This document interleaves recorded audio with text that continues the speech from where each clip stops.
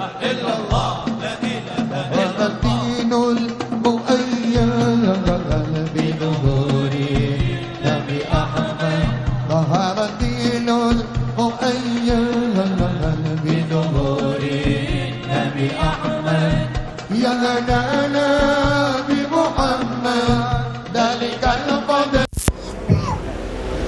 Assalamualaikum warahmatullahi wabarakatuh.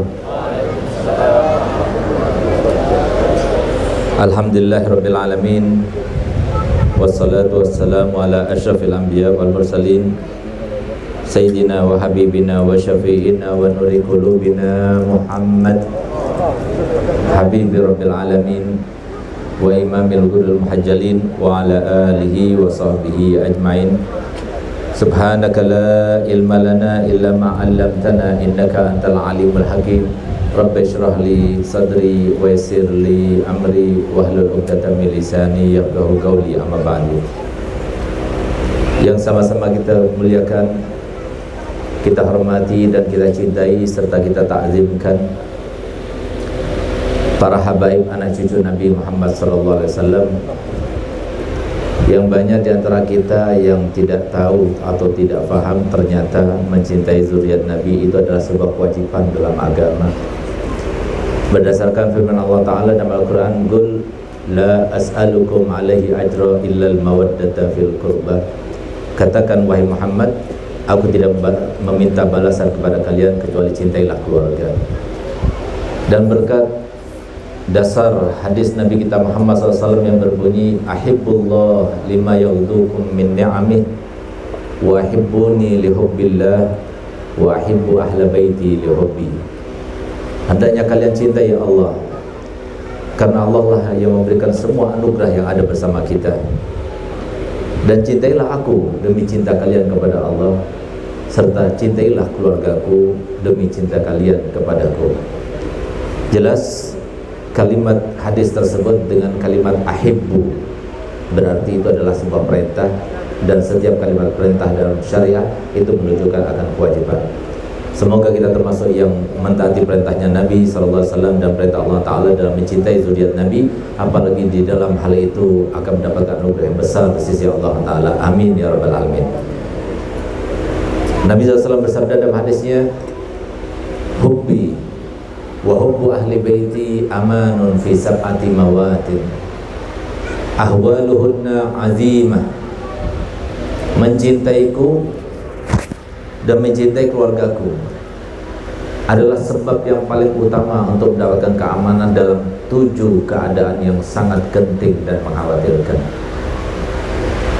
Tidak perlu kita repot-repot harus sampai haji berkali-kali, umroh berkali-kali, sedekah sebanyak-banyaknya, tapi Nabi SAW sudah menyampaikan kepada kita, kalau kita melaksanakan 2 hal ini, itu cinta pada Nabi Muhammad dan cinta kepada zuriat Nabi Muhammad, tidak dipisahkan. Bukan hanya cinta pada Muhammad tapi tidak cinta pada zuriatnya, itu tidak disahkan oleh Nabi Muhammad. Cinta Nabi Muhammad berarti cinta kepada keluarganya. Kata Nabi Muhammad, yang cinta kepada Nabi Muhammad dan keluarga Nabi Muhammad aman dalam 7 keadaan, dan semoga kita termasuk yang mendapatkannya. Yang pertama kata Muhammad, indal wafah, ketika meninggal dalam keadaan aman, karena dipastikan insya Allah meninggalnya dalam keadaan husnul khawatimah. Wa indal qabr, ketika dalam kuburnya aman, karena apa? Insya Allah dalam keadaan dia mendapatkan nikmat kubur dan dijauhkan daripada siksa kubur. Yang ketiga, indal nasyr, ketika dibangkitkan aman, karena apa? Insya Allah bersama golongan Nabi Muhammad SAW. Yang keempat, indal kitab, ketika menerima kitabnya aman, karena dipastikan dia menerima kitabnya dengan tangan kanannya sebagai pertanda bahwasanya dia akan menerima catatan amalan yang penuh dengan amalan-amalan kebaikan. Dan yang kelima, indal hisab, ketika dihisab aman, karena insya Allah akan dipastikan sukses dalam hisabnya sehingga dia bisa melaluinya dengan sempurna. Yang keenam, indal mizan, ketika ditimbang amal kebaikannya aman, karena insya Allah dipastikan timbangan amal kebaikannya lebih berat daripada timbangan amal keburukannya. Dan yang terakhir, indas sirat, ketika melewati sirat aman karena bersama golongan Nabi Muhammad SAW. Semoga kita seberataan termasuk yang mencintai Nabi Muhammad dan keluarga Nabi Muhammad tidak terpisahkan, dan semoga kita semua termasuk yang sangat tahu bahwasanya cinta kepada zuriat Nabi Muhammad itu adalah ibadah, dan setiap ibadah pasti ada setannya. Tidak mungkin akan kita dibiarkan untuk melaksanakannya supaya kita mendapatkan 7 keadaan yang aman tadi. Semoga kita semua termasuk dalam 7 keadaan dengan kita mencintai Nabi Muhammad dan zuriat Nabi Muhammad. Amin amin ya rabbal alamin. Ya alhamdulillah, pada malam ini banyak hadir bersama kita, dan khususnya Sahibul Haul Khalifah daripada Al-Habib Ali Sahibul Haul, Al-Habib Husain Al-Gadri, dan saudaranya Habib Huzaif bin Umar Al-Gadri, serta semua keluarga besar Habib Ali yang mau saya tidak sebutkan satu persatu. Tidak lupa kepada Habib Abdullah Segaf yang telah membaca doa dan maulid tadi bersama kita, Al-Habib Husain bin Umar, Al-Habib Zain Al-Baiti, Al-Habib Saleh Al-Khirid, Al-Habib Ahmad Al-Jufri, Al-Habib Muhammad bin Zain Al-Qaf, Habib Ahmad Al-Hamid, Al-Habib Fakhir Al-Attas, Habib Muhdar Al-Hinduan, Habib Masyur Al-Mutahhar, Habib Muiz As-Segaf, Habib Muhammad As-Segaf, Habib Ahmad Jufri, dan semua para habaib yang mohon maaf saya tidak sebutkan satu persatu, namun tanpa mengurangi rasa hormat kami dan cinta kami kepada mereka semuanya. Yang sama-sama kita muliakan, kita hormati para penyambung lidah Nabi kita Muhammad SAW. Kalau bukan karena mereka, kita tidak akan berada di tempat ini. Kalau bukan karena mereka, bahkan kita tidak mengenal siapa Nabi kita Muhammad. Kalau bukan karena mereka, tidak akan turun air hujan. Kalau bukan karena mereka, tidak akan sejahtera dan sentosa serta aman kita seberataan.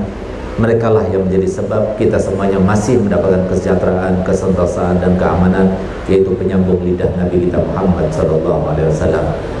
Mereka disebutkan oleh Nabi Muhammad SAW adalah sebuah komunitas yang tidak mungkin kita bisa tandingi kemuliaan dan anugerah pahala yang Allah berikan kepada mereka semuanya. Di mana Nabi kita Muhammad SAW bersabda, fadlul alim alal abid ka fadli ala adnakum. Keutamaan orang alim itu di atas ahli ibadah yang tidak mengajar, yang tidak berilmu, yang tidak mempunyai pengajian, tidak mempunyai pesantren dan sebagainya, itu sama seperti perumpamaanku dengan paling rendahnya sahabatku, kata Nabi Muhammad.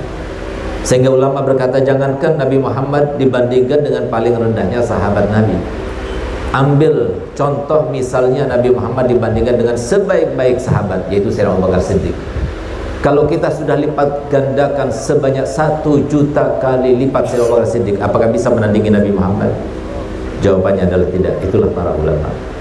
Yang dikatakan oleh Sayyidina Abdullah bin Abbas di dalam menafsirkan ayat yang berbunyi, yarfa'illahu alladhina amanu minkum walladhina utul ilma darajat.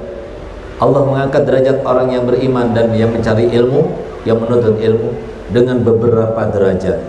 Dikatakan oleh Sayyidina Abdullah bin Abbas bahwasanya derajat Nabi dengan derajat ulama cuma 1 strip saja. Setelah Nabi, ulama. Tapi setelah derajat ulama ke derajat setelahnya, daripada ahli ibadah, ahli salat, ahli puasa, ahli sedekah, ahli akhlak mulia, itu terpaut sebanyak 700 derajat. Padahal antara 1 derajat dengan derajat berikutnya itu memerlukan waktu perjalanan selama 500 tahun. Sehingga berarti kalau kita ingin menyamai derajat para ulama, diperlukan waktu selama 350.000 tahun umur baru kita bisa menyamai para ulama. Semoga kita termasuk yang berada dalam hatinya para ulama, menghormat para ulama, memuliakan para ulama, sehingga kelak nanti di pada mahsyar kita termasuk yang mendapatkan syafaat para ulama. Amin amin ya rabbal alamin. Khususnya yang ulun cintai Guru Jamal, yang beliau tanda-tanda kebaikan dan kemanfaatan ilmunya itu adalah beliau tidak lupa kepada gurunya dan masih khidmah kepada gurunya, bahkan tambah tahun tambah khidmah. Itu menandakan ilmu daripada seorang murid itu bermanfaat. Beliau salah satu daripada guru yang paling dekat, murid yang paling dekat kepada gurunya itulah Habib Ali, dan alhamdulillah beliau tetap memuliakan tetap memakmurkan, tetap setia, tidak meninggalkan. Ini menandakan bahwasanya ilmunya bermanfaat. Semoga Sidin dipanjangkan umurnya, dimudahkan urusannya. Apalagi memang beliau itu adalah contoh yang sangat luar biasa, cuma sulitnya luar biasa juga untuk menirunya. Punya istri dua luar biasa, tapi akur semuanya, itu luar biasa. Salah satu sunnah Nabi yang paling sulit untuk kita terapkan di zaman ini. Semoga beliau panjang umur, sehat walafiat, dan semoga istrinya menjadi contoh yang terbaik bagi semuanya. Karena mohon maaf, bukan syiar ini, bukan syiar. Jadi apa yang disampaikan tadi itu adalah sebuah sindiran buat kita semuanya. Benar, karena Nabi Muhammad telah bersabda, man lam yahtam bi amrina falaysa minna. Di mana-mana banyak janda, siapa yang mau menyelamatkan? Bahkan banyak di antara kita yang mau melaksanakan satu sunnah saja susahnya luar biasa. Jangankan antum-antum, saya sendiri takut juga. Guru Jamal luar biasa, semoga beliau diberikan kekuatan oleh Allah Ta'ala sehingga nanti datang juga Ibu Zainal insyaallah. Dan juga Guru Faiz serta para guru-guru yang lainnya, mohon maaf saya tidak sebutkan satu persatu, namun tanpa mengurangi rasa hormat kami kepada mereka semuanya. Tokoh masyarakat, para pejabat, dan semua saudara-saudara kami, kaum muslimin, kaum muslimat rahimakumullah. Sebetulnya ulun keuyuhan, karena ulun baru datang dari pagi tadi jam 8 dari Sumatera, dari Palembang, baru sampai di sini jam 2 siang tadi. Sampai di rumahnya Haji Iwanuddin sekitar sore, makan, mau tidur nggak sempat, mungkin nggak sampai 1 jam tidurnya.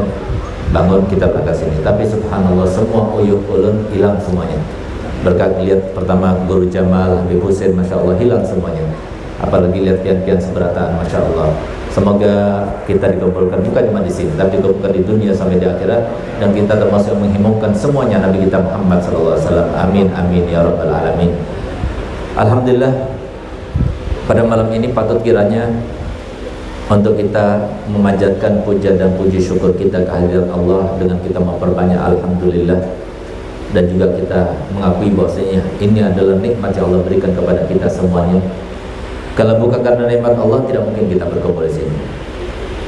Kalau bukan karena nikmat taufik dan hidayah serta riayah dan inayah Allah, gak mungkin kita dapat dalam keadaan sehat, dalam keadaan ada luang waktu untuk kita datang ke tempat ini. Dengan kita datang ke tempat ini, masya Allah, berapa yang akan kita dapatkan?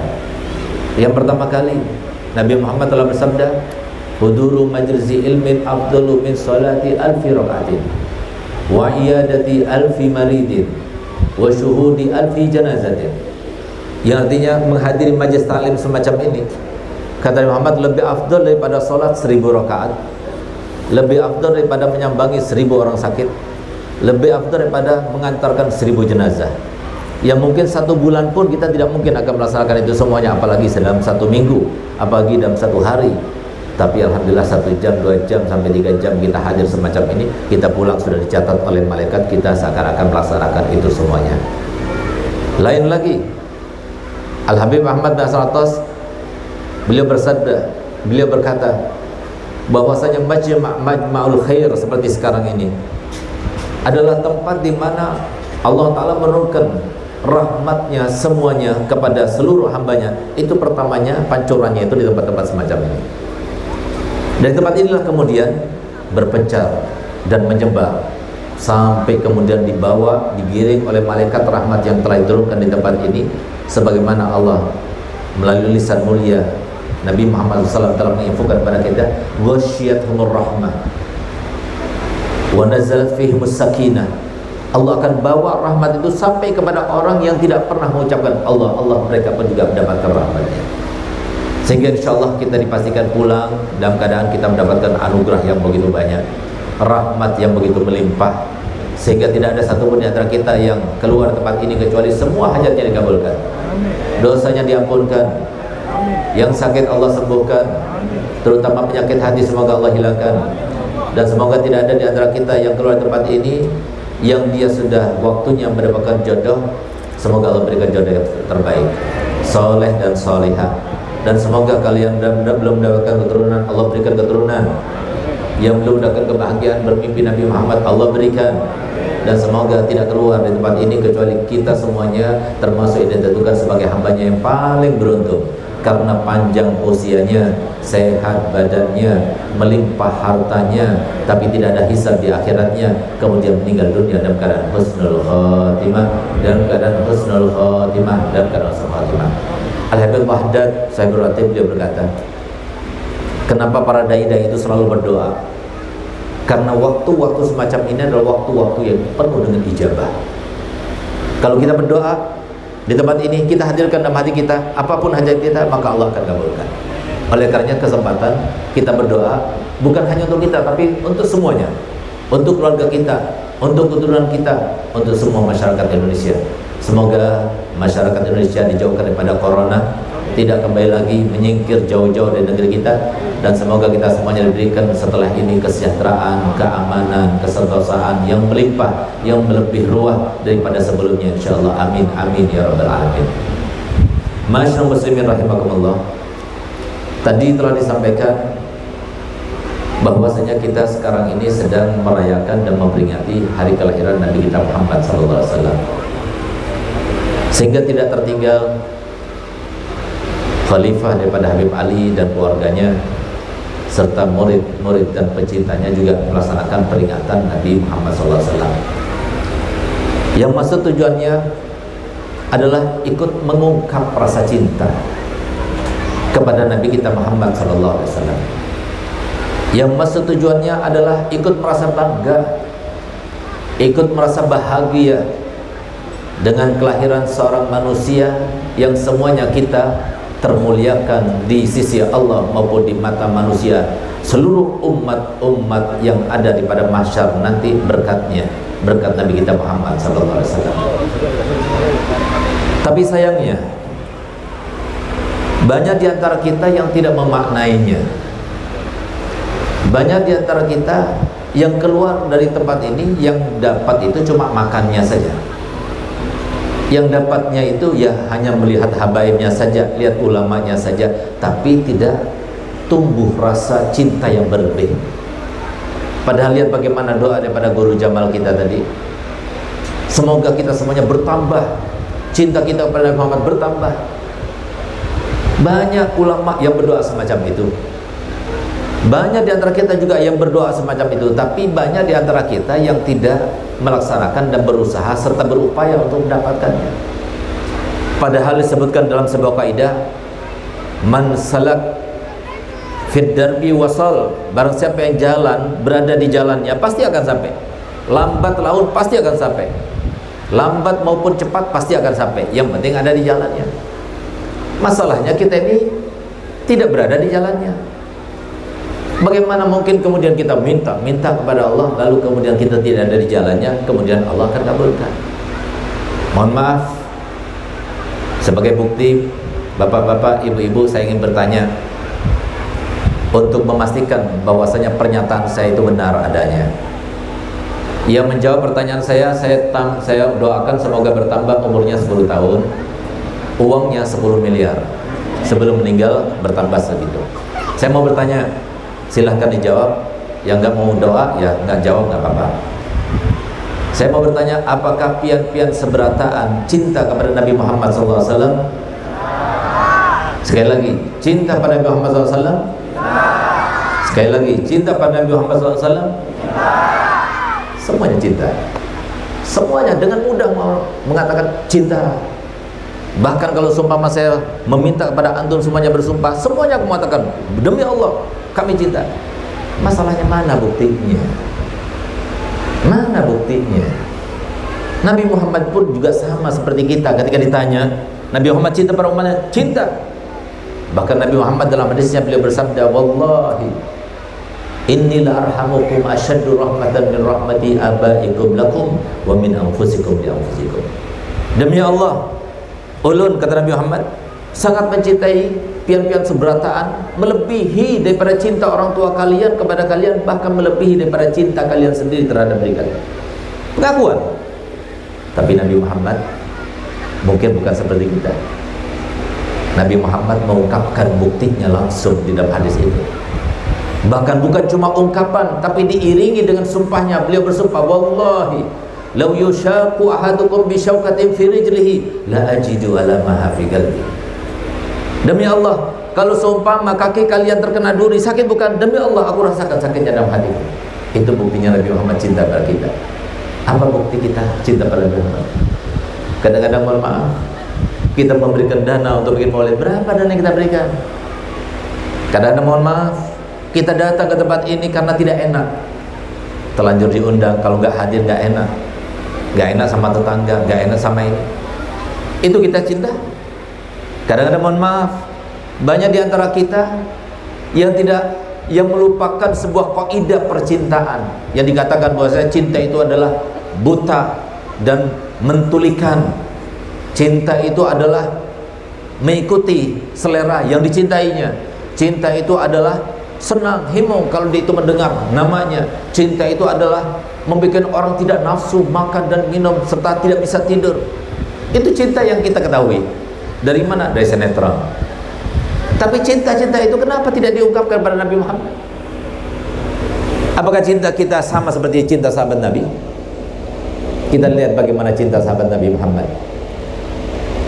Yang mohon maaf, kenapa saya pastikan, kenapa saya tonjolkan dalam hal ini cinta kepada Nabi kita Muhammad? Karena cinta kita kepada Nabi Muhammad itulah segala-galanya yang Allah berikan kepada seorang hamba.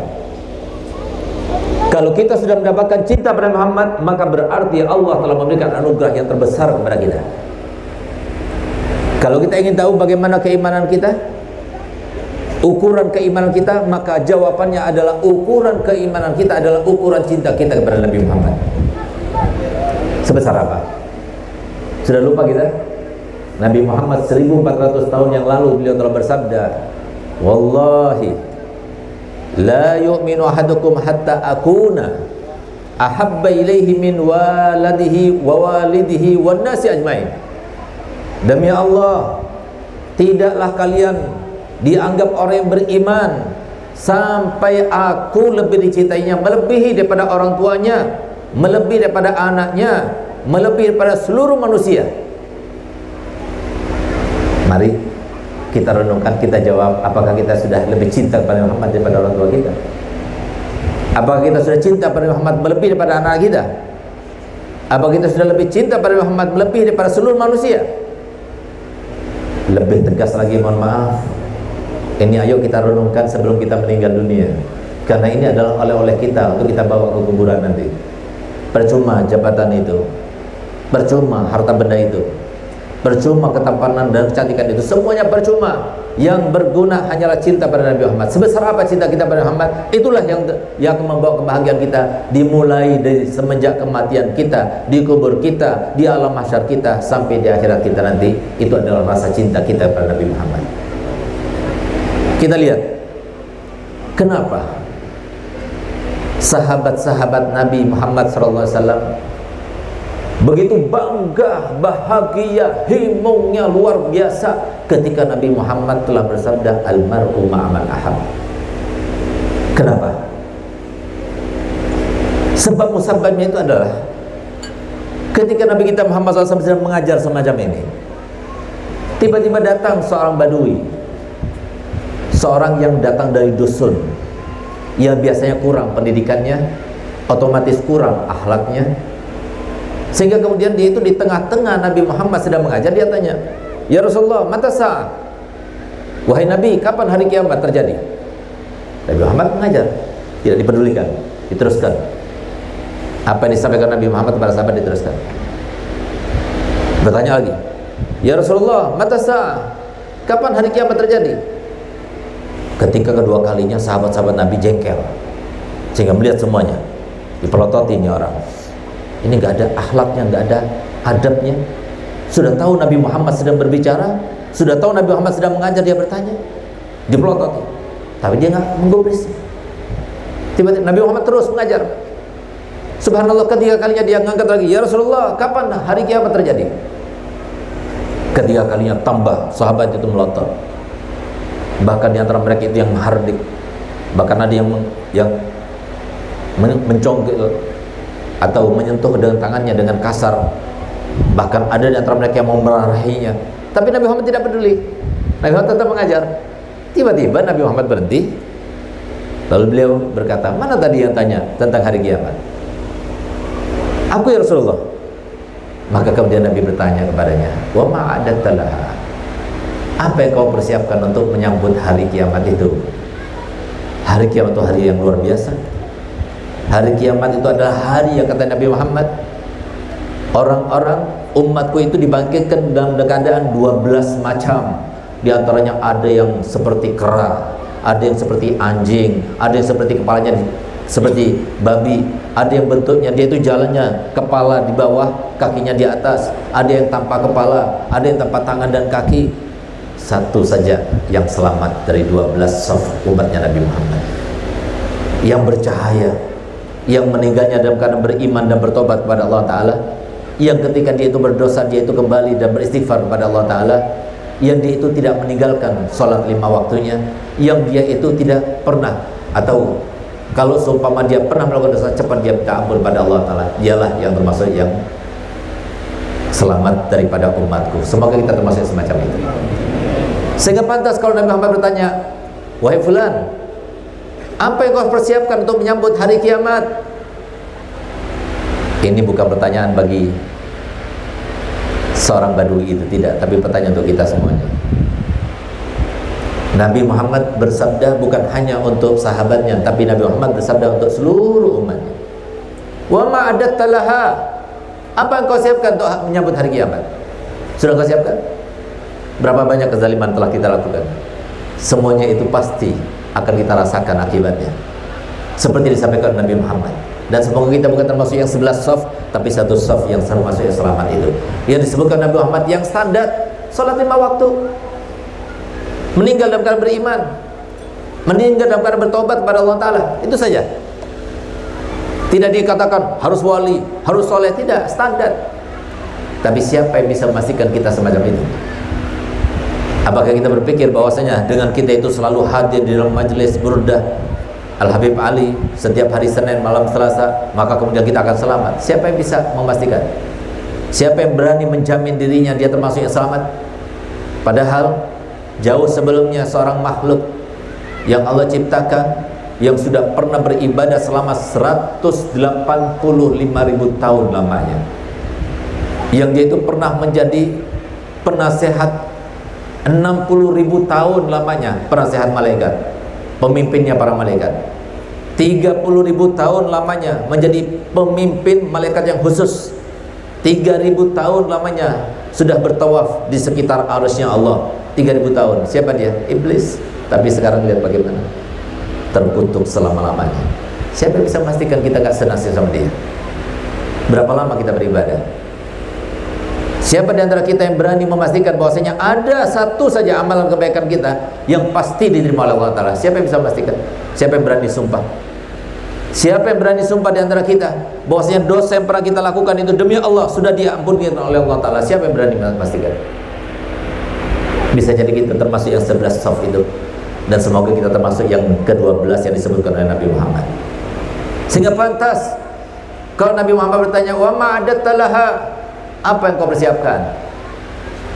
Maka kemudian seorang badui itu dengan lugunya dia berkata, ya Rasulullah, aku tidak punya amal kebaikan yang banyak, aku tidak ada banyak sholat, tidak, aku tidak punya banyak puasa, tidak, aku tidak punya banyak sedekah, tidak, tapi aku punya satu hal. Apa itu? Aku cinta kepada Allah dan Rasulnya.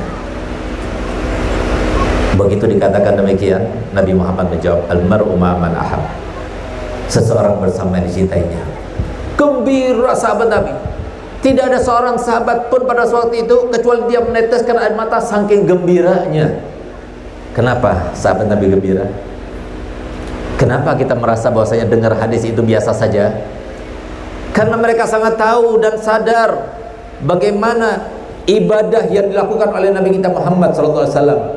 Sampai pernah satu waktu beliau itu melaksanakan ibadah sholat salam, sholat lagi, salam, sholat lagi, sampai semalaman suntuk. Pagi harinya kakinya sudah bengkak. Nabi Muhammad puasanya kadang tidak putus sepanjang tahun. Nabi Muhammad akhlaknya sangat mulia, sehingga mereka itu yang dipikirkannya setiap hari, setiap saat sama seperti dipikirkan oleh Sayyidina Thauban. Siapa Thauban? sahabat Nabi yang tidak pernah tidur bersama keluarganya, tidurnya di depan rumahnya Nabi Muhammad.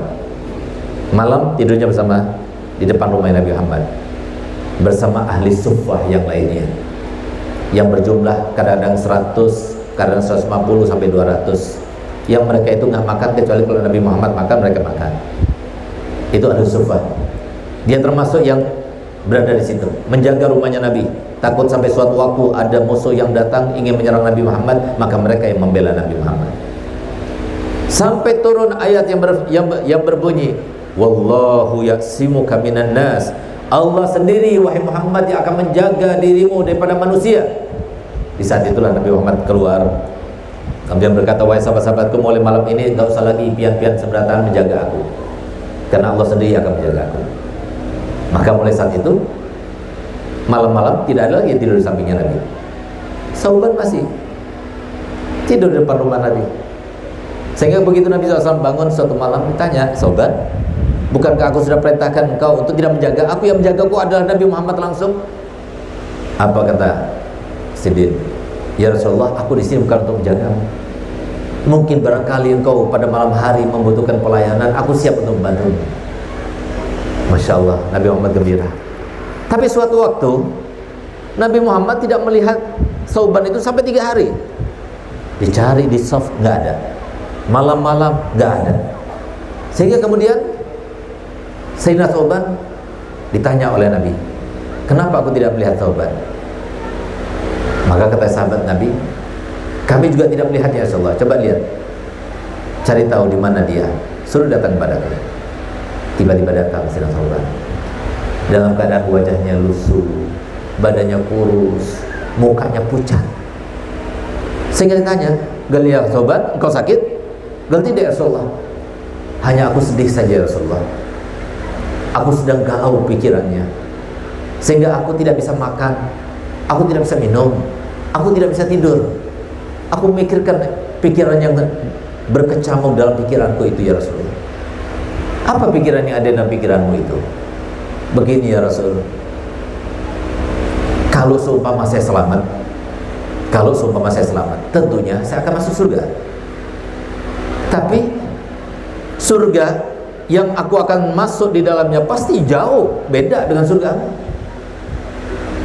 karena engkau pasti berkumpul bersama para nabi.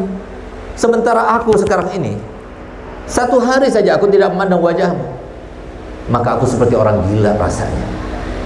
Sehingga aku pikirkan dari sekarang, kalau seumpama nanti aku pun masuk surga, tapi di situ tidak aku melihat, memandang wajahmu, apa gunanya kenikmatan surga itu? Itu dirasakan oleh sahabat-sahabat Nabi. Mereka sangat tahu apapun yang mereka lakukan tidak akan bisa menyamai ibadahnya Nabi Muhammad, tidak akan bisa. Tapi mereka sangat tahu bahwasanya mereka mempunyai seperti yang dikatakan oleh para orang Badui ini, yaitu apa? Al-mahabbah, cinta dalam hati itu ada. Setiap hari mereka melihat, memandang wajah Nabi Muhammad. Setiap hari mereka itu kalau tidak melihat Nabi Muhammad atau tampak wajah Nabi Muhammad berbeda, langsung mereka itu mengatakan, ya Rasulullah, fidaka abi wa ummi summa nafsi. Tebusanmu wahai Nabi adalah diriku, orang tuaku, semuanya. Asalkan kau senang, jangan sedih. Apa yang menyedihkanmu ya Rasulullah? Itu yang dikatakan oleh sahabat-sahabat Nabi. Dari saking cinta yang mereka, sehingga pantas kalau Nabi Muhammad berkata, jangan kalian caci maki sahabatku, walaupun kalian bersedekah dengan 1 gunung Uhud, tidak akan ada apa-apanya dengan 1 biji atom yang mereka sedekahkan, karena cinta mereka kepada Nabi Muhammad. Sekarang pertanyaannya, kalau seumpama kita meninggal sekarang, lalu dalam keadaan kita masih lebih cinta kepada anak kita, orang tua kita, istri kita, apalagi harta benda kita, kira-kira kita bagaimana? Bersama siapa nanti di padang mahsyar? Ini adalah sebuah pertanyaan yang, mohon maaf, sederhana tapi sangat besar akibatnya. Kenapa sekarang ini dalam keadaan kita tidak sadar bahwasanya cinta pada Nabi Muhammad adalah sesuatu yang wajib kita tancapkan dalam hati kita? Kenapa kita nggak sadar? Karena dilupakan oleh si tukang mungul itu. Siapa lagi kalau bukan si setan itu? yang telah bersumpah dan sumpahnya diabadikan. Yang bodoh itu dia atau kita yang bodoh? Padahal Allah Ta'ala sudah mengabadikan sumpahnya. Wa izzatika la awwiyannahum ajmain. Demi kemuliaanmu ya Allah, aku akan jerumuskan mereka semuanya. Tidak akan aku biarkan mereka melakukan satu kebaikan pun, supaya mereka semuanya menemani aku dalam neraka. Itu maksudnya. Kita lupa. Ini adalah sesuatu yang penting, Bu, Pak. Lebih penting daripada kita itu makan setiap hari. Lebih penting daripada kita itu menjaga diri daripada corona. Lebih penting daripada kita itu mencetak paspor, KTP dan sebagainya. Lebih penting bahkan daripada nyawa kita, cinta kepada Allah dan Nabi-Nya Muhammad SAW. Kenapa? Karena ancamannya itu bukan Nabi yang menyampaikan, tapi ancamannya adalah Allah SWT yang menyampaikan dalam Al-Quran. Dengarkan baik-baik, yang kadang-kadang mungkin kita lupa dan dilupakan oleh setan serta hawa nafsu kita. Allah Ta'ala firman dalam Al-Quran, Qul, katakan Muhammad, sampai kepada umatmu semuanya, in kana aba'ukum wa abna'ukum wa ikhwanukum wa azwajukum wa ashiratukum wa amwalin iktaraftumuha wa tijaratun tahshawna kasadaha wa masakinu tardawnaha ahabbu ilaikum minallahi wa rasulih wa jihadin fi sabilih fatarabbasu hatta ya'tiyallahu bi amrih. Katakan Muhammad kepada seluruh umatmu, kalau seandainya orang tua kalian, anak-anak kalian, saudara-saudara kalian, istri-istri kalian, kerabat-kerabat kalian, harta benda kalian, dagangan-dagangan yang kalian takut sampai tidak laku, begitu pula rumah-rumah yang kalian bangun, yang kalian sangat menyenanginya, itu lebih kalian cintai melebihi daripada Allah dan Rasulnya, serta berjihad di jalannya, maka tunggulah saatnya Allah akan memberikan teguran demi teguran, cobaan demi cobaan, musibah demi musibah. Ini sekarang yang terjadi, Pak. Jangan kaget kalau seumpama corona itu terjadi sekarang ini. Kenapa? Karena kita tidak cinta pada Allah dan Rasulnya. Mana cinta kita? Buktikan. Apa yang kita lakukan untuk Allah dan Rasulnya? Sudahkah kita melakukan seperti yang dilakukan Sayyidina Ali Zainal Abidin radhiyallahu anhu wa ardhah? Beliau itu adalah cicit pertamanya Nabi Muhammad. Yang belum lahir sudah disebut dengan lisan mulia Nabi Muhammad. Sebagai tanda dan bukti, masihkah kita meragu kepada Nabi Muhammad yang pada waktu itu Sayyidina Husain masih berumur 2 tahun di pangkuannya. Lalu dia berkata kepada sahabat yang ada di sampingnya, Abu Hurairah, nanti anakku Husain ini akan punya anak namanya Ali. Dia adalah orang yang paling bagus ibadahnya. Nanti Ali itu punya anak namanya Muhammad. Dia itu adalah orang yang paling banyak ilmunya. Kalau kamu bertemu dengan keduanya, sampaikan salam kakeknya kepada kedua cucuku itu. Subhanallah, Sayyidina Ali itu bukan satu-satunya anaknya Sayyidina Husain, tapi anaknya Sayyidina Husain belasan orang, tapi semuanya dibunuhnya. Ketika di dalam peperangan yang berjumlah sangat tidak berbanding, 72 orang melawan 3.000 orang lebih, tapi 3 hari baru usai, baru selesai duet itu, yang menandakan lihat bagaimana keberanian para cucu Nabi Muhammad SAW.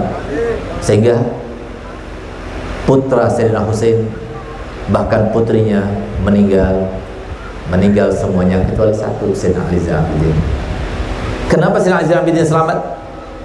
Apakah dia termasuk anak yang paling kecil? Tidak.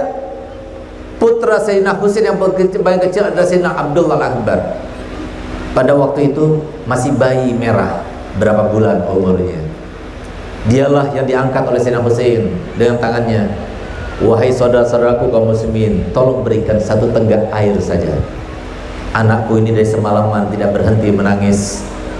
Tapi bukannya air yang diberikan oleh mereka, tapi busur panah yang dilepaskan sehingga menancap di leher Sayyidina Abdullah bin Umar, di tangannya Sayyidina Husain. Itu yang terjadi. Lalu kita anak cucunya akan menyangka bahwasanya kita adalah orang cinta oleh Allah. Dia tidak akan mendapatkan cobaan semacam itu. Asyaukanlah. Sayyidina Husain adalah cucu Nabi yang selalu dia dicium lehernya. Sayyidina Hasan, kakandanya, cucu Nabi yang selalu dicium mulutnya. Sehingga suatu waktu Sayyidina Husain berkata pada ibundanya, Ummah, kenapa kakekku setiap mencium aku kok di leherku, sementara kakakku selalu dicium di mulutnya? Apakah itu pertanda bahwasanya kakek lebih sayang kepada abangku? Apa katanya Sayyidah Fatimah Az-Zahra? Nanti aku akan tanyakan kepada ayah. Aku tidak tahu jawabannya nanti kalau kakekmu datang aku akan tanya.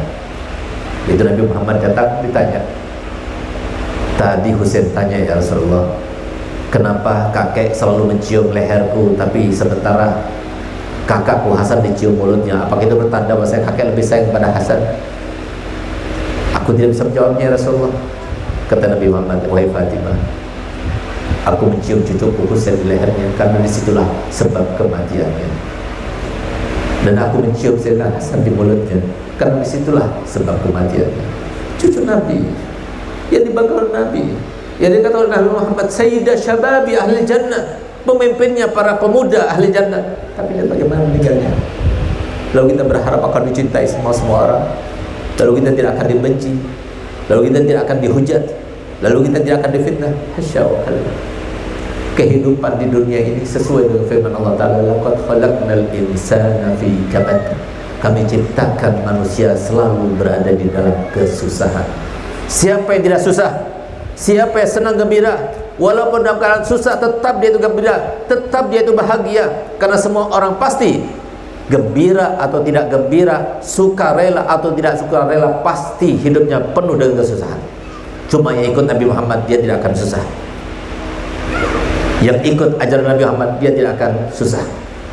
Lihat Sayyidina Husain, datuknya para habaib, sang pemberani. Beliau duet terakhirnya, malam kematiannya, di saat beliau tahajud, beliau berdoa kepada Allah.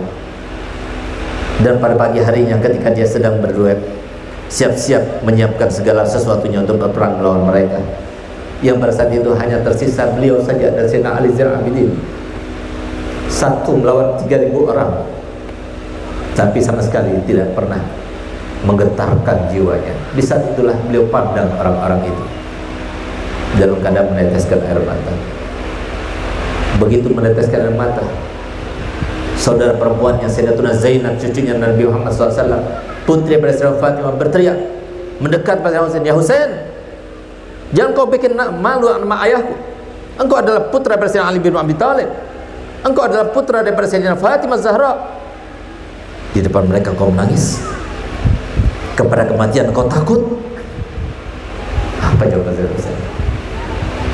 Wahai Zainab, demi Allah, aku menangis bukan karena takut dengan pedang mereka. Demi Allah, semalam telah aku bermimpi Nabi Muhammad SAW. Datang kau berkata, ya Husain, besok kau berbuka bersama. Besok kau berbuka bersama. Aku menangis bukan karena takut kepada kematian, justru aku ingin mati biar aku cepat bertemu dengan datukku Nabi Muhammad. Tapi aku menangis, aku melihat api neraka yang akan membakar mereka karena mereka itu memerangi aku. Itulah yang membuat aku menangis. Dalam keadaan sedih pun, dalam keadaan akan mati pun, dia masih dalam keadaan bahagia dengan Allah Ta'ala. Siapa mereka? Siapa yang bahagia? Yang mengikuti ajaran Nabi Muhammad. Kalau ini cucunya Nabi Muhammad, kalau ini Nabi Muhammad sendiri yang suatu waktu, asalkan kita tahu Nabi Muhammad sebagai tanda cintanya kepada umatnya, maka beliau segala kesempatan kebaikan yang Allah berikan semuanya ditinggalkan, semuanya dikorbankan, semuanya tidak digunakan untuk dirinya, tapi semuanya untuk umatnya. Kata Nabi Muhammad, demi Allah tidak ada satu orang Nabi pun kecuali pasti Allah berikan 3 doa yang pasti dikabulkan. Semua Nabi menggunakan, aku tidak menggunakannya. Sahabat Nabi tanya, kenapa kau tidak menggunakannya ya Rasulullah? Aku simpan untuk umatku kelak nanti di hari kiamat. Siapa Nabi yang mendapatkan tawaran untuk mendapatkan kunci kenikmatan dunia? Satu-satunya Nabi Muhammad. Kekayaan dunia, Kuncinya itu diletakkan dan diberikan, disodorkan pada Muhammad. Kalau seumpama Nabi Muhammad menerimanya, tidak ada satupun daripada zuriat Nabi yang dalam keadaan tidak punya, semuanya dalam keadaan kaya. Tapi justru doanya Nabi Muhammad supaya sadar mereka-mereka punya uang, justru itu adalah beban.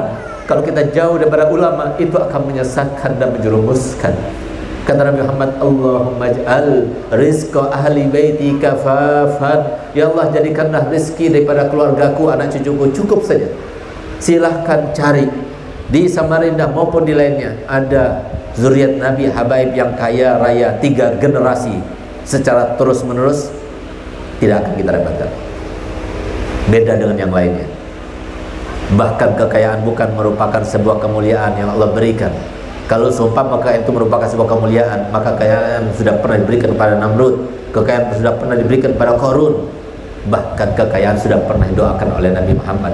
Kalau pian-pian seberataan mau menjadi orang kaya cepat, pakai doanya Nabi Muhammad. Nabi Muhammad sudah berdoa, Allahumma aksir rizqa man abghada ahla baiti wala burikalah. Semoga Allah memperbanyak rezekinya orang yang benci pada keluargaku, maka tapi dia tidak mendapatkan keberkahan. Ayo, kalau mau jadi orang kaya cepat, benci sama habaib, cepat jadi orang kaya. Doanya Nabi Muhammad pasti mustajab. Tapi tidak ada berkahnya. Apa tidak ada berkahnya? Harta melimpah, tapi jadi beban nanti di akhirat. Lain lagi beban di dunia. Apa kita pikir bahwa orang kaya itu beban? Waktu mau tidur, beban. Mobilnya berapa? Ada bensinnya belum? STNK-nya udah selesai belum? Sekarang di mana mobil satunya? Yang ini berapanya? Ini taruh CCTV, taruh satpam semuanya. Itu ngambil pikiran semuanya, beban itu di akhir. Makanya mohon maaf, kebanyakan yang kena jantungnya itu kan orang kaya, karena banyak pikirannya. Kalau orang yang nggak punya itu jarang yang seperti itu. Kenapa? Mau bayar rumah sakit aja nggak bisa. Sehingga Allah Ta'ala itu adil kasih, bukan merupakan sebuah kemuliaan. Coba lihat, ya Rasulullah, aku datang kepada kamu dengan perintah daripada Allah untuk menyodorkan kunci kekayaan dunia ini. Satu-satunya manusia, bahkan Nabi dan Rasul yang mendapatkan sodoran hanyalah engkau. Kalau semua diterima oleh Nabi Muhammad, dimanapun Nabi Muhammad berdiri, disitulah akan muncul semua kekayaan dunia, turun dari langit dan keluar daripada bumi. Tapi apa kata Nabi Muhammad? Ditolaknya. Kenapa? Apa kata ulama? Kenapa Nabi Muhammad menolaknya? Karena Nabi Muhammad ingin menjelma menjadi sifatnya seluruh umatnya. Kalau kalian merasa diri kalian menjadi presiden, Nabi Muhammad juga pernah jadi presiden. Kalau kalian merasa diri kalian menjadi orang kaya, Nabi Muhammad juga pernah jadi orang kaya. Kalau kalian pernah merasa bahwasanya diri kalian seorang pedagang, Nabi Muhammad juga pedagang. Kalau kalian merasa diri kalian miskin, Nabi Muhammad lebih miskin daripada kalian.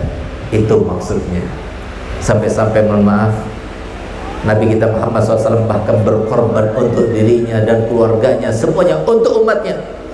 Suatu waktu Nabi kita Muhammad SAW sholat subuh dalam keadaan gerakannya lamban sekali, bahkan tampak suara bunyi-bunyi entah dari mana berasalnya. Sehingga begitu Nabi SAW selesai salam, itu sahabat-sahabat yang besar berkeliling mendekat kepada Nabi Muhammad. Ya Rasulullah, engkau sakit? Kau tidak. Tapi gerakan lambat sekali. Bahkan kami mendengar suara bunyi-bunyi entah dari mana bunyi itu asalnya ya Rasulullah. Maka kemudian Nabi Muhammad berdiri, lalu dia mengeluarkan 3 batu yang diikatnya di perutnya. Ditanya oleh sahabat Nabi, untuk apa itu ya Rasulullah? Ini 3 batu saya ikat di perutku untuk mengganjal perutku karena sudah tidak kemasukan makanan selama 3 hari 3 malam. Menjerit mereka, fidaka abi wa ummi summa nafsi ya Rasulullah. Tebusan wahai Nabi adalah diriku, kedua orang tuaku. Biarkan kami tidak makan asal kau makan. Kenapa kau tidak beritahu kami bahwasanya di rumah istri-istrimu, di rumahmu tidak ada makanan? Kenapa kau tidak beritahukan kepada kami? Apa jawaban Muhammad? Tidak akan aku lakukan. Apa kata Allah kepadaku kalau semua aku membebani umatku? Tidak aku lakukan. Tapi aku anggap apa yang terjadi kepadaku sebagai anugerah daripada Allah, dengan harapan tidak ada satu pun daripada umatku yang nantinya tidak sampai makan 3 hari 3 malam. Ada di antara kita yang tidak makan 3 hari 3 malam? Ada 3 hari 3 malam tidak makan? Ada di antara kita? Sudah digantikan oleh Nabi Muhammad. Bahkan bukti cintanya Nabi Muhammad untuk kita, yang sungguh beruntung kita sebagai umatnya Nabi Muhammad. Apapun yang kita keluarkan untuk maulid Nabi Muhammad gak ada artinya. Kata Imam Bibai, kalau seumpama kita membuat maulid, bukan cuma bikin maulid, memberikan makan, mengundang orang, bersedekah untuk Nabi Muhammad setiap hari untuk membalas jasa Nabi Muhammad, nggak cukup. Apalagi cuma 1 tahun sekali kita mendermakan harta, masih sulit kita mengeluarkan harta. Bikin perayaan yang besar. Bahkan banyak di antara orang kaya yang diberkati hartanya itu, dia bikin kalau sudah bulan maulid, makanannya itu makanan istimewa. Kenapa? Ingin memperingati maulid Nabi Muhammad SAW, ingin menghargai Nabi Muhammad SAW. Berapa sih yang dikeluarkan duitnya? Masya Allah, semalam belum berada di Palembang, diundang oleh Habib Mahdi bin Syahab. Masya Allah, jamuannya luar biasa, tempat wadahnya besar sekali, segala makanan ada di situ, dari mulai kambingnya dan macam-macamnya. Saya iri melihatnya, ya Allah. Andai kata orang-orang yang punya uang kemudian melaksanakan seperti itu, alangkah senangnya Nabi Muhammad. Ingin mengembirakan Nabi Muhammad, ingin memuliakan. Fa amma bi ni'mati rabbika fahaddits ini. Tapi kita kadang-kadang, mohon maaf, baru kita mengeluarkan ngasih uang sekian saja. Ingat ya, saya sudah ngasih tahun lalu berapa. Ya Allah, diingat-ingat. Untuk Nabi Muhammad masih perlu diminta, masih perlu diproposal. Untuk Nabi Muhammad, ini maulid Nabi Muhammad, bukan maulidnya Habib Ali, bukan maulidnya Habib Hussein. Untuk Nabi Muhammad kita merasa berat untuk mengeluarkan. Coba lihat bagaimana. Ada cerita seorang pemuda, ambil hikmahnya, lalu kita bandingkan cintanya dia dengan cinta kita kepada Nabi Muhammad. Seorang pemuda bukan kaya raya, seorang pemuda bukan orang yang punya pekerjaannya hanya sebagai kuli saja, tapi subhanallah, di antara kemuliaannya dan manakibnya, setiap hari dia itu nyimpan uang. Disimpan, bisa simpan 1.000, bisa simpan 5.000, setiap hari disimpan. Hasil daripada perkuliannya itu dia simpan. Kalau sudah bulan maulid dihitung, dikeluarkan semuanya. Untuk apa? Untuk nanti tanggal 12 malam 12 dia akan merayakan hari kelahiran Nabi Muhammad. Dia beli baju baru, dia beli sarung baru, dia beli pakaian yang baru, dia persiapkan untuk jamuan untuk teman-temannya yang akan diundang yang nggak punya, tapi dia nyimpan setiap hari. Lalu kita bandingkan dengan cerita yang terjadi pada diri kita ini, sehingga pantas kalau orang Madura itu di sana itu, walaupun orang nggak punya, pasti bikin maulid. Karena apa? Kalau kita bikin maulid di rumah, berarti kita mengundang Nabi Muhammad datang ke rumah itu. Jangan kita katakan bahwasanya, oh Beb, masa iya Beb, sekarang kan bikin maulid banyak sekali, berarti hibuk sekali Nabi Muhammad, sibuk sekali, berarti di sini pindah-pindah. Bukan seperti itu, wahai saudaraku. Nabi Muhammad itu adalah dari nurnya semuanya tercipta. Sekarang kalau saya bertanya, kalau seumpama di siang hari di Samarinda ini setiap rumah dibuka gentengnya, apakah sinar matahari masuk dalam rumah? Masuk atau tidak? Berapa mataharinya? 1. Kalau gitu cahayanya matahari, bagaimana dengan cahayanya Nabi Muhammad yang semua alam semesta diciptakan daripada cahaya Nabi Muhammad? Subhanallah. Begitu dia persiapkan, malam itu nggak tidur. Malam 12, hanya 1 malam, malam 12 nggak tidur. Dia lebih memuliakan, lebih daripada malam Lailatul Qadar, lebih daripada malam yang lainnya, lebih daripada malam hari kelahirannya dia sendiri. Subhanallah. Untuk apa? Baca salawat 10.000 kali sampai mendekati hari kelahirannya Nabi Muhammad, yaitu sebelum subuh. Maka beliau itu meluapkan, mengungkapkan dunia Muhammad sambil meneteskan air mata, rindu pada Nabi Muhammad. Pagi harinya setelah salat subuh diundang jamaah untuk bikin maulid di rumahnya, dijamu semuanya. Itu dilakukannya setiap tahun, itu dilakukannya. Subhanallah. Tak lama kemudian meninggal dunia. Tapi jangan kita bilang, nah itulah kita nggak mau jadi orang baik karena biasanya cepat matinya. Masalah mati itu nggak terkait dengan muda atau tua, Pak. Bisa jadi ini anak muda meninggal, kenapa? Surganya sudah jadi, yang tua itu belum jadi juga. Kalau kita mau hitung-hitungan seperti itu, bisa jadi enggak. Tapi insya Allah yang tua-tua itu lebih tinggi derajatnya, surganya lebih besar lagi insya Allah. Bukan karena itu semuanya, tapi lihat apa yang terjadi setelah dia meninggal. Diimpikan oleh salah satu temannya, bagaimana kau dapatkan? Masya Allah, engkau dalam keadaan mulia seperti ini, pakaiannya gelang emasnya, pakaiannya terbuat dari sutra, di tempat yang sangat megah dan sebagainya. Bagaimana kau dapatkan ini? Aku dapat ini semua karena cintaku pada Nabi Muhammad. Karena pada hari kelahirannya aku gembira dengan Nabi Muhammad. Beruntung yang membuat maulid, beruntung. Nabi Muhammad adalah seorang nabi yang pernah bersabda, "Ana khairu mukafi, fa in ahsana ahadukum ila ahadin falam yukafi'u fa ana ukafi'u yaumil qiyamah."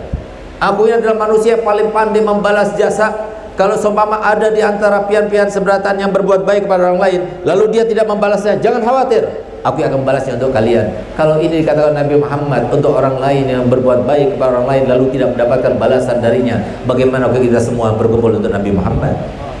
Kita bersedekah untuk Nabi Muhammad, goreng Quran kita membaca untuk Nabi Muhammad, semuanya berkorban untuk Nabi Muhammad, lalu kita tidak akan mendapatkan balasan daripada Muhammad. Hasya wa kalla.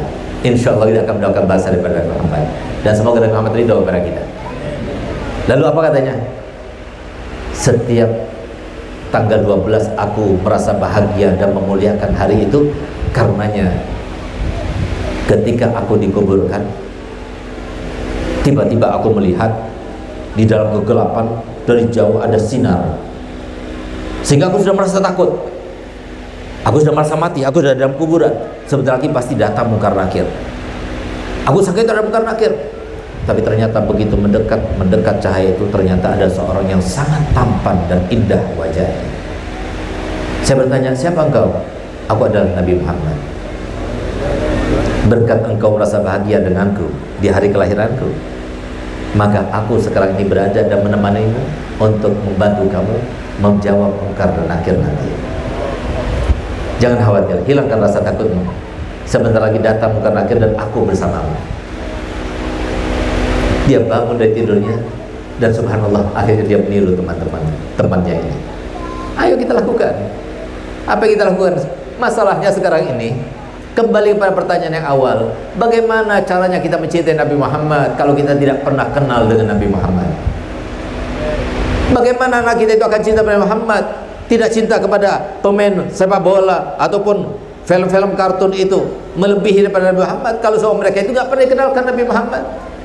Sudah lupa kita bahwasanya Nabi Muhammad lah yang memerintahkan kita, adibu auladakum ala salasati hisal, ala hubbi nabiyikum wa hubbi ali baiti nabiyikum wa ala tilawatil Quran.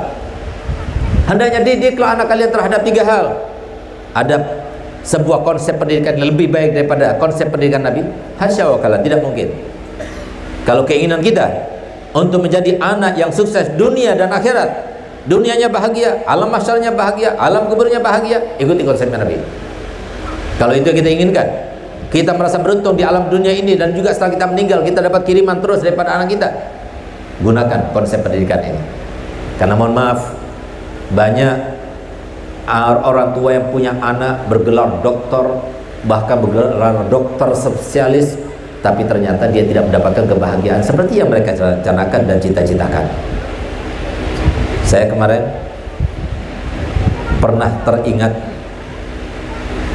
karena bertemu, tidak nyangka bertemunya dengan seorang dokter spesialis. Nggak usah disebutkan, dia dokter spesialis, bahkan pada waktu itu di antara satu-satunya dokter spesialis tertentu, nggak saya sebutkan, yang subhanallah dia punya utang kepada kami pondok $1.500 pada waktu itu, sampai sekarang belum dibayar. Dan subhanallah, waktu kami itu pernah datang ke sana dari sore sampai malam, nggak ada yang datang pasiennya, padahal dia sudah nunggu di situ. Dokter spesialis, utang. Siapa yang bisa menentukan? Yang menentukan kaya itu Allah. Yang berikan semua anugerah itu Allah, bukan usaha kita, bukan upaya kita, tidak. Allah memberikan kita harta benda itu, jabatan itu untuk apa? Digunakan, gunakan sebelum kau meninggal, gunakan. Tapi kita tidak menggunakannya. Kenapa? Karena kita lupa. Siapa melupakan? Siapa lagi kau bukan tukang bongol itu? Kenapa kok kita bisa lupa? Karena kita jauh daripada ulama, nggak pernah hadir majlis taklim. Bagaimana kita akan mendapatkan cinta? Bagaimana kita akan mendapatkan peringatan? Padahal satu-satunya yang berguna bagi kita semuanya bukan harta benda, bukan doa, bukan kesalehan dan sebagainya. Apa kata Allah Ta'ala dalam Al-Quran? Fadzakir fa inna dzikra tanfa'ul mu'minin. Satu-satunya bermanfaat semenjak kita di dunia sampai di akhirat nanti, yang paling bermanfaat dari orang lain, bukan dari kita, sesuatu yang harusnya kita cari, itu adalah teguran, itu adalah peringatan. Di mana kita dapat peringatan? Di mana kita dapat teguran? Di majlis taklim, di depan para ulama. Oleh karena itu nggak mungkin kita akan cinta Nabi Muhammad kalau kita nggak kenal Nabi Muhammad. Siapa Nabi Muhammad? Lalu kita akan bermimpi Nabi Muhammad. Dari mana kita akan mimpi Nabi Muhammad? Bahkan Nabi Muhammad 1400 tahun yang lalu beliau telah bersabda, inna min asyaddi ummati hubban li law ra'ani bi ahlihi wa mali. Di antara umatku yang paling cinta padaku nanti di akhir zaman, ada di antara mereka yang dia itu berharap walaupun satu kali mimpi Nabi Muhammad, walaupun dalam tidurnya, aku rela berkorban dengan seluruh hartaku dan seluruh keluargaku. Apakah kita termasuk itu? Adakah di antara kita yang mau kehilangan keluarga kita dan kehilangan harta kita, tapi kita mimpi Nabi Muhammad? Seperti diceritakan oleh Habib Ali Habsyi, ada seorang murid datang kepada gurunya, guru, saya ingin bermimpi Nabi Muhammad. Kata gurunya, mahal, suatu anugerah yang luar biasa yang dikatakan Nabi Muhammad dalam hadis sahih, man ra'ani fil manam faqad ra'a haqqa fa inna syaitan la yatamatsalu bi. Yang bermimpikan aku berarti dia itu telah melihat sebuah kebenaran, karena setan tidak akan menyerupai aku. Man ra'ani fil manam fasayarani fil yaqdha. Barang siapa yang melihatku dalam tidurnya, berarti dia akan melihatku dalam keadaan terjaga nanti. Kata ulama, kalau dia itu memang ahlinya, dia bisa mendapatkannya, maka di dunia dia bisa melihat Nabi dalam keadaan terjaga. Seperti Sayyidina Abdullah Basaudan, dan semoga saya guru Jamal seperti beliau. Sayyidina Abdullah Basaudan itu adalah ikon daripada para muhibbin. Jangan gampang-gampang kita bilang muhibbin, gak mudah Pak. Muhibbin itu gelar yang sangat berat. Cinta pada zuriat Nabi itu gak gampang, karena zuriat Nabi bukan seperti saya saja. Kalau seperti saya, ya itu bukan ibadah namanya. Saya gak bakal menzalimi, saya gak bakal minta-minta, saya gak bakal minjam uang, karena saya punya ilmu. Tapi kan namanya ibadah kan berat dilakukan oleh nafsu. Habaib itu modelnya macam-macam, ada yang kayak begini, ada yang bersifatnya begini. Kita harus cinta semuanya, jangan cuma cinta pada habaib yang baik-baik saja. Pokoknya kalau saya cinta kepada habaib yang baik-baik saja, yang gak baik saya jangan cinta. Itu bukan cinta, itu namanya. Ini anaknya Nabi, ini cucu Nabi, kita cintai, taruh di atas kepala kita. Sebagaimana Imam Syafi'i mengatakan, anak guru itu adalah guru. Itu cinta yang benar. Nah, tapi yang di sini yang penting itu adalah kita itu menghormati, memuliakan habaib, karena mereka itu cucu Nabi Muhammad SAW. Seperti Imam Abu Hanifah, ketika melihat Sayyidina Ja'far Shadiq, gurunya, selalu bawa tongkat padahal umurnya masih 21 tahun. Ditanya, guru, engkau masih muda tapi engkau bawa tongkat kemana-mana. Apa katanya gurunya, Habib Sayyidina Ja'far Shadiq? Wahai Abu Hanifah, kamu tidak tahu tongkat yang aku bawa ini? Ini adalah tongkatnya datukku Nabi Muhammad. Begitu mendengar ini tongkatnya Nabi Muhammad, maka diambilnya tongkat itu, dipinjamnya, lalu diciumnya dari ujung sampai ujung. Apa kata saya Ja'far Shadiq? Masya Allah Abu Hanifah, hanya dengan kayu yang dipegang, disentuh oleh datukku, kamu itu melakukannya. Bagaimana dengan para cucu Nabi yang di situ ada darahnya Nabi Muhammad? Ini subhanallah, Sayyidina Abdullah Basaudan ini ikonnya para muhibbin. Sebelum datang para habaib, sekitar 1 mil, yaitu 2 kilo kurang seperempat kira-kira, itu sudah tahu, bentar lagi ada habib datang, ayo kita bikin makanan, kita sambut dia. Padahal gak ada HP, gak ada 3G, gak ada telepon. Sehingga muridnya bertanya, guru, mohon maaf saya bertanya. Iya silakan. Kenapa guru itu tahu setiap mau ada habib datang? Tahu. Gak lama kemudian datang habib. Dari mana tahu? Apa kata saya Abdullah Sudan? Iya, aku tahu karena setiap ada habib yang mau datang kepadaku, semenjak jarak tempuhnya itu 1 mil, aku sudah mencium baunya Nabi Muhammad SAW. Itu cinta muhibbin betul-betul. Saya lihat bagaimana ketika datang Habib, bukan Habib yang alim, bukan Habib yang berakhlak mulia, Habib yang biasa saja. Datang ke rumahnya, dikasih makan, disambut. Begitu disambut, akhirnya dikasih tempat tidur. Habib tidur. Waktu tidur dipijat kakinya. Si Habib itu bilang begini, Kiai, Syekh Abdullah, yang capek bukan saya, yang capek kuda saya. Kalau kamu mau pijat saya, mau pijat betul-betul pijat kuda saya. Dia yang capek, saya cuma naiki saja. Oh ya Bib, pergi dia ke kudanya, dipijat kudanya. Karena perintahnya Habib ini. Subhanallah, begitu dia pijat ketiduran. Begitu ketiduran mimpi Nabi Muhammad SAW. Nabi Muhammad tersenyum kepadanya. Aku gembira, aku bahagia dan engkau yang engkau lakukan kepada cucuku. Dan karenanya aku sodorkan kepada kamu. Mintalah apa saja, aku akan minta kepada Allah. Kalau begitu ya Rasulullah, aku meminta kepadamu supaya aku bisa memandang wajahmu dalam keadaan terjaga. Kata Nabi Muhammad, engkau dapatkan. Dia bangun dari tidurnya, Nabi Muhammad sudah di depannya. Nikmat, lebih nikmat daripada dunia dan seisinya. Ini yang dikatakan Nabi Muhammad.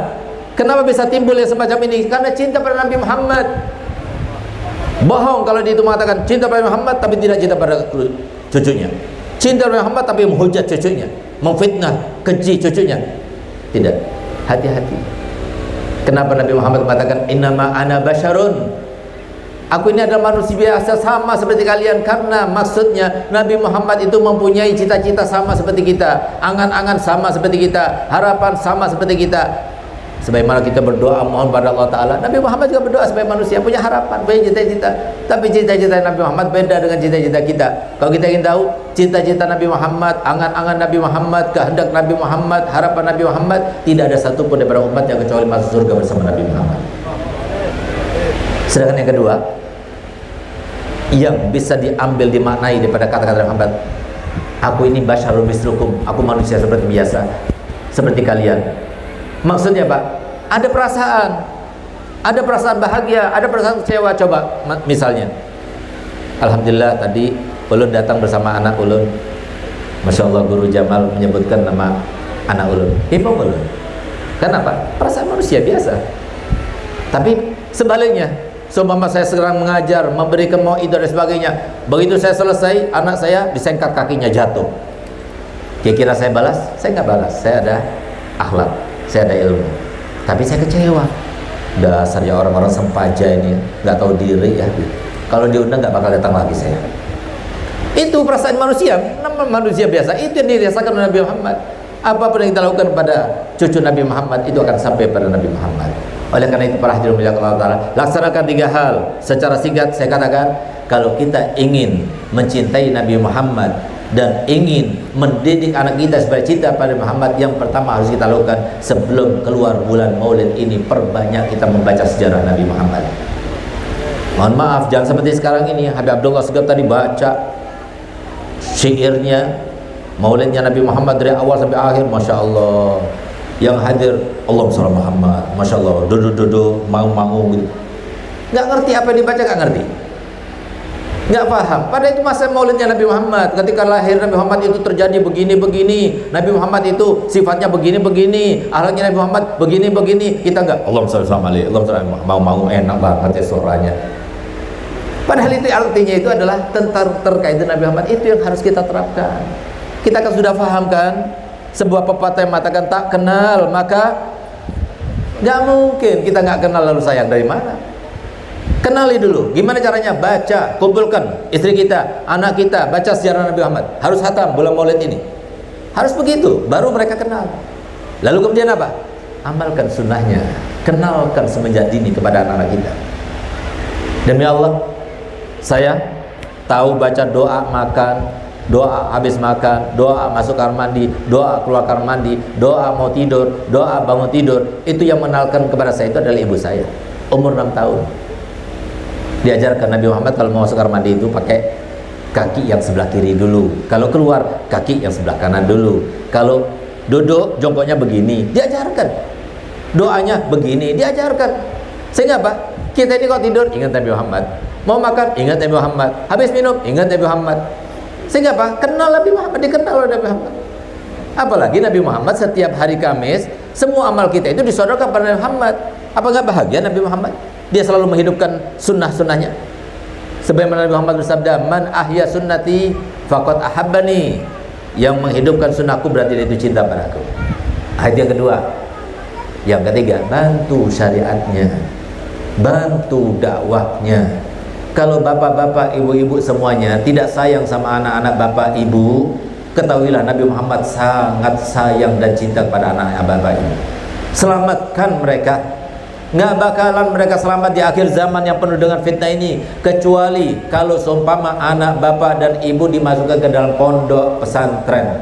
Di mana saja, di Samarinda ada, di luar Samarinda ada pondok pesantren. Harus di pondok pesantren sudah ada ijazahnya sama seperti yang di luar. Kalau seumpama keberatan, saya nggak bisa pisah beb sama anak-anak beb, ya udah nggak apa-apa. Tapi sepulang mereka dari pendidikan formal, masukkan ke madrasah diniyah. Harus. Kalau nggak mau itu juga, ya sudah, ada satu lagi pilihan. Habis maghrib atau habis isya, datangkan para alumni pondok-pondok pesantren tuh, guru-guru, ajarkan bagaimana wajiban sholat itu, kayak gimana sholat, kayak gimana wudu, bagaimana kepada orang tua, bagaimana Nabi Muhammad, jelaskan kepada mereka. Kalau itu tidak dilakukan tiga hal itu, demi Allah saya bersumpah tidak akan selamat anak kita, tidak akan bahagia hidupnya, selalu dalam keadaan terjerumus ke dalam permasalahan demi permasalahan, dan terjadi musibah demi musibah, tapi dalam keadaan dia terpaksa tidak enak merasakan. Itu yang terjadi. Kenapa? Imam Ghazali 5 abad yang lalu telah berkata di dalam Ihya Ulumuddin, wala yaslamu hina idzin minal fitani illa man ahyallahu qalbahu bil ilm. Tidak akan ada yang selamat pada waktu itu daripada fitnah begitu dahsyat kecuali yang dihidupkan hatinya dengan ilmunya Nabi Muhammad. Saya berkata begini bukan berarti antipati dengan pendidikan formal, tidak. Saya sendiri seorang formal. Alhamdulillah S1 saya di Dalwa, S2 saya di Unsuri Surabaya, S3 saya di 2 tempat, di UIN Malang dan di di UTM Malaysia. Di UIN Malang alhamdulillah selesai hanya dengan tempo 3 tahun dengan predikat cum laude, alhamdulillah. Tapi saya mencari gelar itu hanya untuk senjata dakwah saya.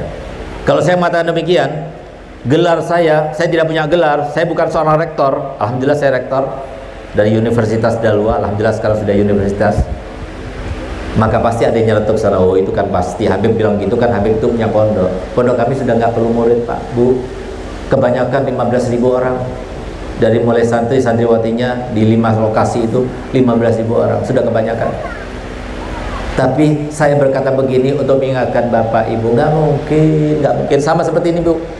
Perumpamannya, ini ada air, saya dikasih ini Pak Guru Jamal, siapkan air. Ini saya minum. Selesai minum, saya kasih racun. Semua ngeliat racun. Kalau diminum pasti mati cepat. Ada yang mau minum? Barokah Habib. Ada yang mau minum? Ada yang mau minum? Ada racunnya. Ada yang mau minum? Ada racunnya. Nah, yang mau minum berarti putus asa sudah. Kebanyakan masalah dia. Nggak bakal ada yang mau minum. Kenapa? Ada racunnya. Membahayakan. Maka sebagaimana hal itu dilakukan dan diterapkan dalam kehidupan manusia, kenapa kita nggak mau minum? Bahaya. Bagaimana anak kita itu mengetahui bahaya dan yang nggak bahaya kalau mereka nggak tahu? Faham Ibu, Pak, nggak bakal faham mereka. Alhamdulillah Bu, saya ini mengumpulkan antara 2 ilmu pondok saya. Alhamdulillah setelah selesai di Dalwa, saya melanjutkan pendidikan saya di Al-Haramain dan di Hadramut. Habib Zain bin Sumit guru saya, Profesor Dr. Said Muhammad Al-Maliki guru saya, Habib Umar bin Hafid guru saya, Habib Salim Syadiri guru saya, Habib Bakar Adin Al-Masyhur guru saya. Alhamdulillah setiap hari kalau saya bertemu dengan ibu saya cium tangannya, saya cium dahinya, saya cium kakinya setiap hari. Waktu saya cium kaki ibu saya bilang, ya Allah aku minta ridho ya. Kenapa? Karena saya paham memang benar saya berdakwah di mana-mana di Nusantara, tapi belum tentu ada pahalanya. Memang benar saya punya banyak karangan, sekarang yang ke-26 keluar, belum tentu ada pahalanya. Memang benar saya punya majlis mana-mana, belum tentu ada pahalanya. Tapi kalau sudah orang tua ridho kepada saya, Allah pasti ridho kepada saya. Kenapa? Saya tahu. Anak kita tahu. Jangan cuma menuntut. Suami menuntut istrinya jadi solihah, kapan dia tahu istri solihah itu kayak gimana? Nggak pernah. Orang tua juga seperti itu, suami juga seperti itu. Dituntut oleh istrinya menjadi imam yang baik bagi keluarganya. Dia nggak pernah belajar, nggak pernah hadir majlis taklim. Ayo hadir majlis taklim. Yang kaya, yang pejabat hadir majlis taklim. Hadir majlis taklim itu adalah pesugihan nomor 2 setelah berbakti pada orang tua. Pesugihan pertama itu. Nggak usah pergi ke Gunung Naknung, ke Gunung Ijen untuk cari pesugihan. Cukup datang majlis Al-Ihsan, Burda Al-Ihsan ini setiap malam Selasa, insya Allah sugih. Insya Allah. Kenapa? Disebutkan oleh Nabi Muhammad, rahmat situ turunkan. Ayo kita minta pada Allah Ta'ala, semoga kita diselamatkan oleh Allah Ta'ala. Tidak keluar di tempat ini kecuali cinta kita pada Nabi Muhammad bertambah, salawat kita pada Nabi Muhammad bertambah, cinta Nabi Muhammad kepada kita bertambah. Dan tidak pastikan insyaAllah tidak keluar di tempat ini kecuali kita dipastikan sebagai umatnya yang meninggal sebagai umatnya Nabi Muhammad, yang diakui sebagai umatnya Nabi Muhammad, yang dipastikan mendapatkan syafaatnya Nabi Muhammad, yang dipastikan melihat wajahnya Nabi Muhammad, yang disampaikan Nabi Muhammad, man lam yarani yaumal qiyamah falam yadkhulul jannah. Barang siapa yang tidak melihatku di hari kiamat tidak akan masuk surga. Ya Allah, jadikanlah kami termasuk mandang wajah Nabi Muhammad. Ya Allah, sebagaimana Engkau telah tidak mengharamkan kami untuk mandang wajah Muhammad di dunia, ya Allah jangan Kau haramkan kami untuk mandang wajah Muhammad di akhirat nanti, ya Allah. Ya Allah, selamatkan keluarga kami, selamatkan saudara kami, selamatkan seluruh kaum muslimin, ya Allah. Beritahukan kepada mereka, berikan hidayah kepada mereka semuanya, ya Allah, bahwasanya mereka selalu meminta dalam salat mereka, ihdinas siratal mustaqim. Bagaimana Allah akan berikan siratal mustaqim, mereka nggak tahu bagaimana jalurnya, bagaimana caranya mendapatkannya. Ya Allah, berikan keimanan kepada mereka, rezeki kita tidak akan kemana-mana. Yang untuk kita sampai kepada kita, ya bukan untuk kita tidak akan sampai kepada kita, sehingga kita tidak terobos sana terobos sini, yang menyebabkan kita akhirnya mendapatkan konsekuensinya di dunia sampai di akhirat nanti. Rabbana atina fid dunya hasanah wa fil akhirati hasanah wa qina azabannar. Wa sallallahu ala sayyidina Muhammadin wa ala alihi wasallam walhamdulillahil alamin. Sebelum saya tutup, saya ulangi lagi, mungkin di antara jamaah yang mungkin sudah mendapatkan berkali-kali ijazah, bahkan termasuk ijazah pertama kali saya ijazahkan adalah di tempat haul yang pertama.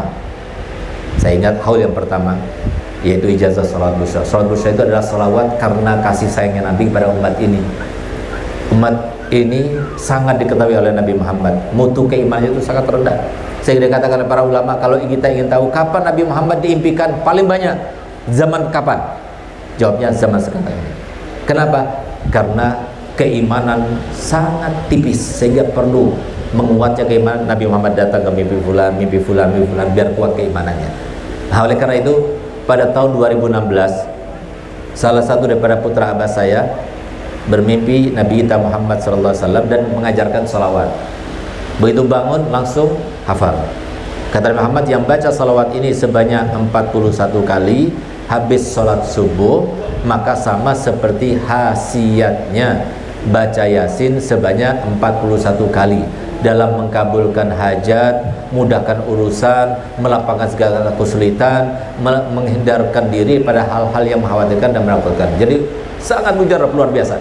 Kalau dibaca 3 bulan saja rasakan enak, jadi rezeki gampang mudah didapatkan, anak-anak semua nurut, tentram, keluarga dan sebagainya. Namanya saja salawat busyra. Busyra itu adalah kabar gembira, dan ini adalah sebuah rasa simpati dan kasih sayang Nabi Muhammad untuk umat ini. Ayo saya bacakan sekali, ikuti ibu-ibu, bapak-bapak semuanya. Saya akan ijazahkan dan sebarkan, silahkan. Nanti setelah ijazahkan sebarkan, tapi jangan diperjualbelikan, takut sampai kena tulaknya, ya.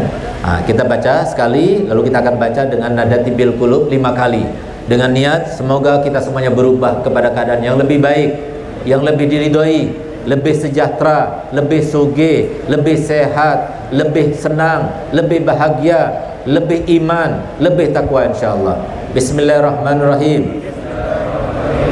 Allahumma salli wa sallim ala sayyidina Muhammadin sahibil busyra salatan tubashshiruna biha wa ahlana wa auladana wa jami'a masyaikhina wa muallimina wa talabatana wa talibatina min yaumina hadza ila yaumil akhirah. Bismillahirrahmanirrahim. Allahumma salli وسلم على سيدنا محمد صاحب البشرى صلاة تبشرنا بها وأهلنا وأولادنا وجميع مشائخنا ومعلمينا وطلبتنا وطالباتنا من يومنا هذا إلى يوم الآخرة. الله الله اللهم صل وسلم على سيدنا محمد صاحب البشرى صلاة تبشرنا بها وأهلنا وأولادنا وجميع مشائخنا ومعلمينا وطلبتنا وطالباتنا من يومنا هذا إلى يوم الآخرة. اللهم صل وسلم على سيدنا محمد صاحب البشرى صلاة تبشرنا بها وأهلنا وأولادنا وجميع مشائخنا ومعلمينا وطلبتنا وطالباتنا من يومنا هذا إلى يوم الآخرة. اللهم صل وسلم على سيدنا محمد صاحب البشرى صلاة تبشرنا بها وأهلنا وأولادنا وجميع مشائخنا ومعلمينا وطلبتنا